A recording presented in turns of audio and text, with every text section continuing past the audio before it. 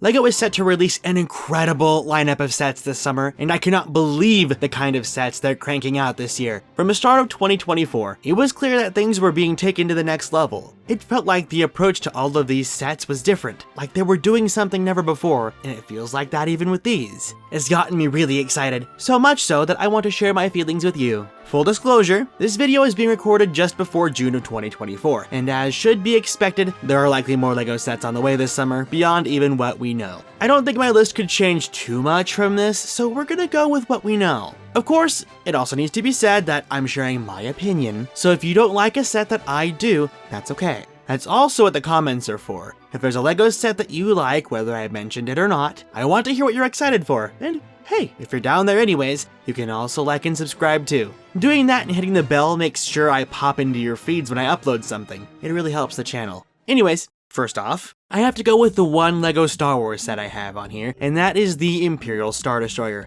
My goodness, this thing has me so excited. I have heard so many people talk about how this set doesn't do much compared to that last one that released in 2014, but that's just it. We have not had a play-scale Imperial Star Destroyer for 10 years. There is nearly a decade of LEGO Star Wars fans who have never had the chance to own one at modern standards. That includes me. Back during my LEGO store days, I, regretfully, was not as invested in LEGO Star Wars as I would have liked, and because of that, I missed out on so many amazing sets. During that time, I got to build the First Order Star Destroyer, and my mind was blown by how shapely and how strong that ship was, and I am so stoked to get a crack at this Imperial one for that very reason. The Minifig selection can use some work, that's especially for its price, but I can't say it's all that jarring considering inflation compared to the 2014 one. The bonus of a Cal Kestis anniversary figure is not lost on me though.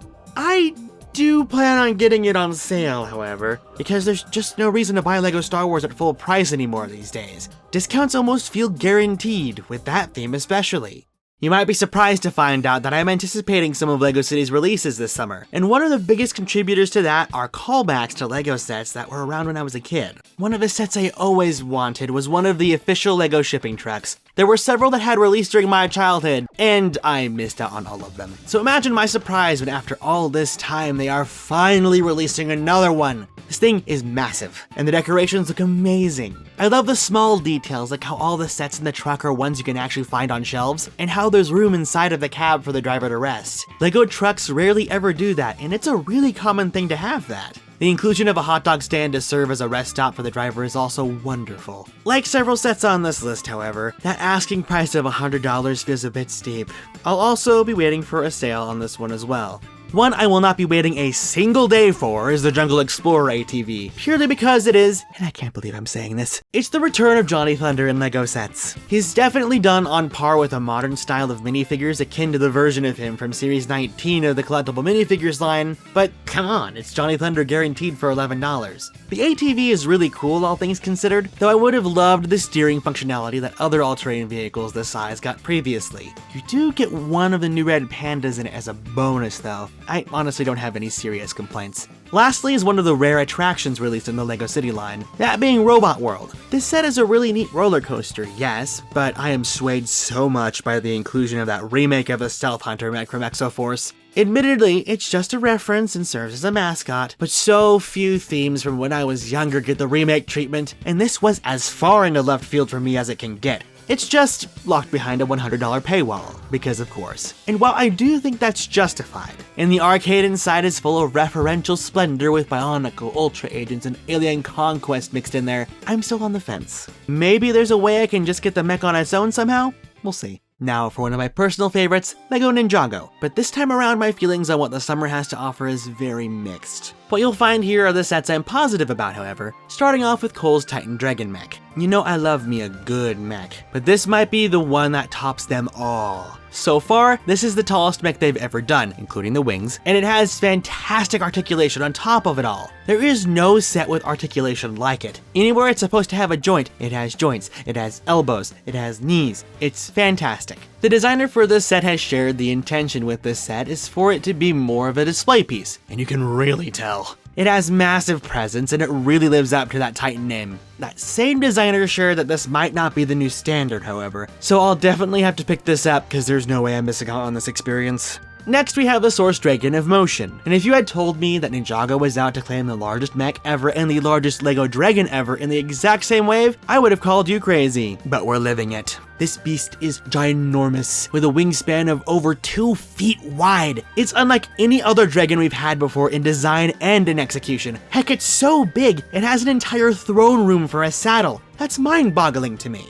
Lastly, of course, is the Tournament Temple City. It's like the Monkie Kid Flower Fruit Mountain and the Ninjago Temple of Jitsu had a baby. The environment builds are incredible. Several of them are set up for battle scenes, there are hidden alcoves, there's a full interior to both buildings. It can even combine with the Tournament Battle Arena and the Tournament Training Ground Polybag as well. That idea of having the smallest set combined with the largest one? Yeah, more of that please, yes. For a set this size, however, there's something to be desired in the minifig department for me. Most of the Ninja are rarer across this wave of sets, sure, but with a penchant for a large quantity of minifigs in these larger Ninjago sets, I would have expected to see more. The exclusive ones are fantastic, however, so I can't really be that mad.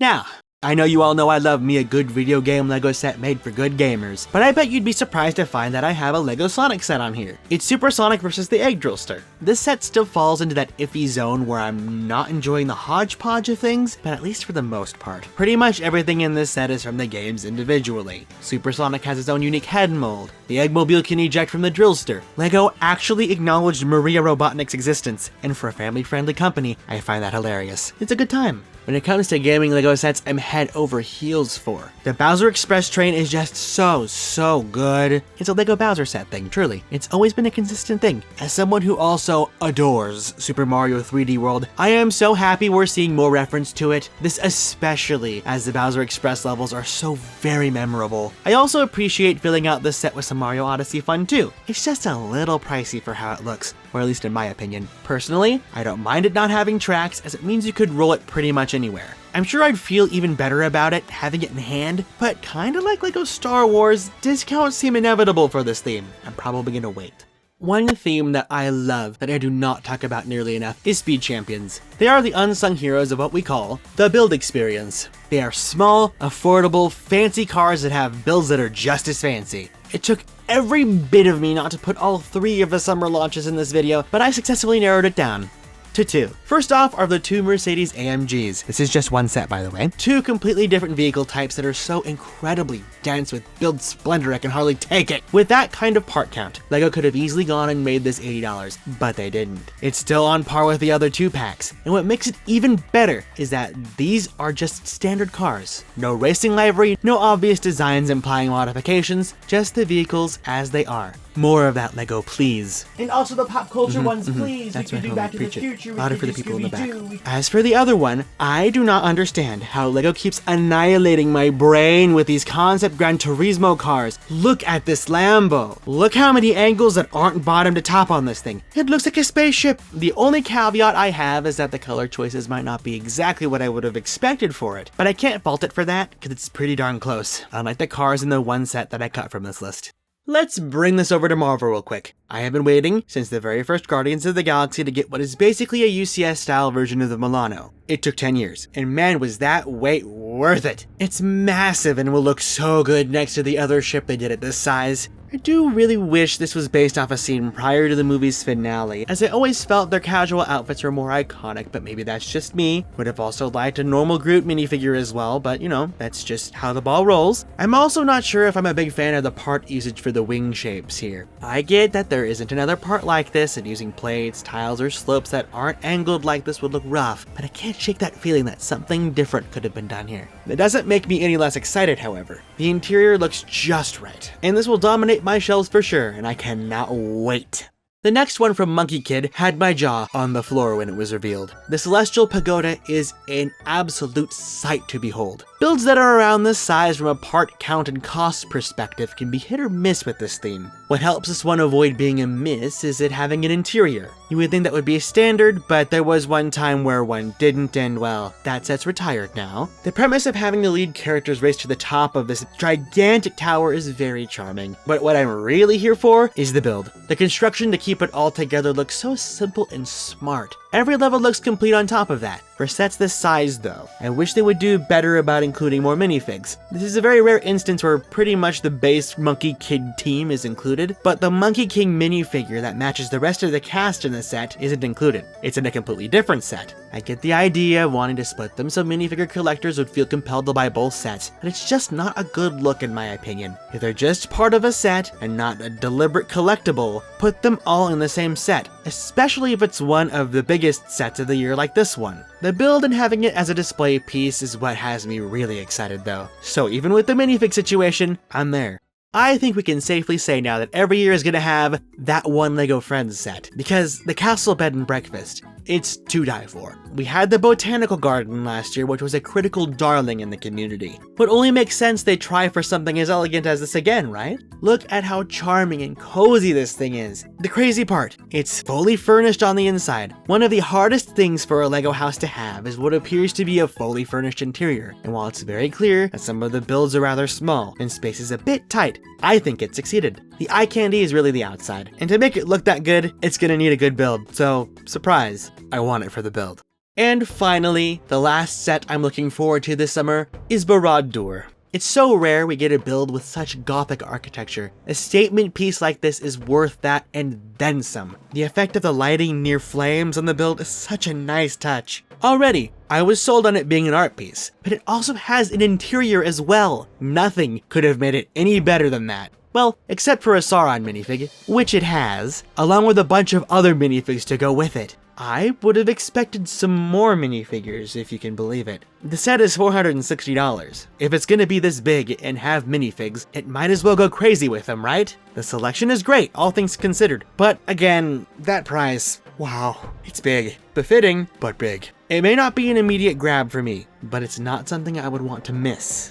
Before we fully wrap things up, I have a few more sets that I pulled for this list that I would like to share why I had come to the conclusion that I'm not as excited about them compared to the rest. First on that list is the Great Hall from Harry Potter. This is very much the best one they've ever done, and I love the build experience, but I'm not much of a Harry Potter guy. I decided that I want to wait and see what any expansions may look like before I take that chance, if that's part of the plan, of course. Next, a couple of sets from LEGO Dreams. The Never Witch's Nightmare Creatures is neat, has awesome alternate builds, and a stacked minifig lineup, but it has nothing unique enough for me to go for it with any high levels of excitement. $45 feels like a lot at a glance. Regarding the minifigs, Marvel wished they had prints this good. My goodness. The other set is Mateo and Z-Blob the Night Battle Mech. The design of this set is extremely flashy and fresh, but it's also $130. I could spend that money on Cole's Titan Dragon mech and have money to spare, and you know where that set ended up in this video. Now, the LEGO Icons Retro Radio is one of those retro props that this theme does from time to time, and they seem to have a tendency for surprisingly intricate builds. My mind goes back to the typewriter and feeling the exact same way. For the radio, it has an apparatus to make all the dials work together, but this one also has the bonus of an actual LEGO sound brick, making noises like you're switching through stations. It's cool, but not enough to make me overly excited for it.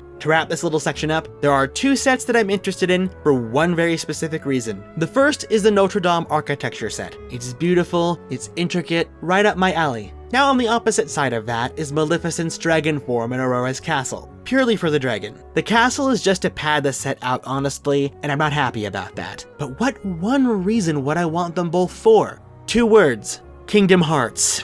You visit Notre Dame in the game while in a world featuring the characters from The Hunchback of Notre Dame. And Maleficent is the lead Disney villain, so having her dragon form is an absolute must. It's one of the climactic battles in the first game. There were rumors for a while that there would be an 18+ set with her dragon form in it, but according to the designer of this set for younger builders, that's definitely not happening, so this is all I got. There's also rumors of a LEGO Transformers Bumblebee set, and a LEGO The Legend of Zelda Daikuchi set, and those are both combinations of all the things that I love very much, and if you stumbled across this video at a time that they've already been revealed, just know that they would have topped this list out of excitement. You know, if they're real. If they are, you probably want to subscribe and hit the bell to be notified for my feelings on them. And if you haven't already shared what summer 2024 LEGO sets you're excited for down in the comments, what's stopping you? Anyways, I hope you all enjoyed this. It's a little bit experimental, but I had fun. As always, I'm Pen, and I'll see you next time.